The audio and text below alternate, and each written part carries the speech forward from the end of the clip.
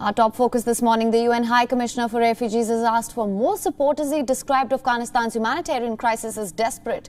These comments come more than a month after Taliban's takeover of Kabul. During the three-day visit, UN's Filippo Grandi was shown around a warehouse filled with relief items.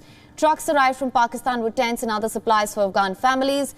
Supplies of food and medicine have been scarce, and even before the Taliban took over last month, Grandi said that in a written statement that more than 18 million Afghans, or about half the population, required humanitarian aid. More than 3.5 million Afghans were already displaced in the country that is battling drought and the COVID-19 pandemic.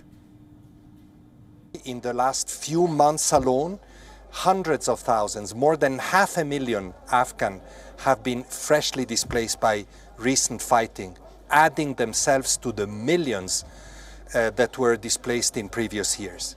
Many of them are sleeping in the open. Food is very scarce in the country. Medicines are lacking. The situation from the humanitarian point of view is pretty desperate.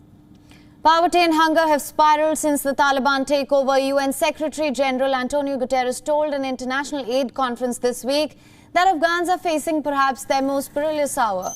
Guterres said that it was a fantasy to think that the UN can fix Afghanistan at a time when US-led forces failed to do so, despite money and troops. US-led troops left Afghanistan in August after 20 years of war. However, UN's aid workers have continued to work for the Afghans here. Our teams are here in Afghanistan. They have never left, and we are looking forward to strengthening this effort. For that, we will need more support. This crisis is not going to go away anytime soon. Humanitarian solidarity, resources to meet the needs of so many vulnerable people are urgently needed now. And donors at a recently held conference pledged more than $1.1 billion to help Afghanistan. This as UN chief called for engagement with the Taliban to help the people of the country. Speed is of the essence because winter will be coming soon, and winter in Afghanistan is very harsh. We're already in mid-September. We only have a window of a few weeks in order to meet these urgent needs. WION is now available in your country. Download the app now. Get all the news on the move.